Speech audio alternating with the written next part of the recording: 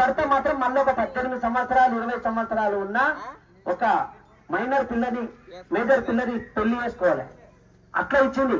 అట్లాంటిది పోగొట్టింది అంబేద్కర్. అట్లాంటి అంబేద్కర్ అంత గొప్ప మనిషి మనకు ఓటు ఇచ్చిండు, ఒక ఆయుధం ఇచ్చిండు. ఆ ఆయుధం ఉన్నందుకే ఎంత లేదు. నరేంద్ర మోడీ కాకపో, ఒక కేసీఆర్ కాకపో ఇంక మీ ఇంటి ముందరికి వస్తున్నాడు. అదే ఇవ్వకపోతే మన బతుకు కుక్కల బతికే. ఆ వజ్రం లాంటి ఓటుని 500కో కళ్ళుకో సారకో అమ్ముకుంటే మాత్రం మీ బిడ్డల భవిష్యత్తు అమ్ముకున్నట్టనే గుర్తుపెట్టుకున్నాక. ప్రాణంకైనా విలువైనది ఓటు.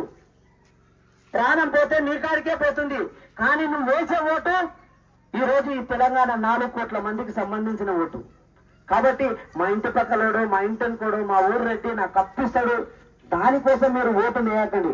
మన దేశానికి మన రాష్ట్రానికి మంచి జరిగేది, మన జిల్లాకు కాక మన గ్రామానికి కాకపోతే మంచి జరిగే వ్యక్తిని ఎన్నుకోండి. జై బరాల.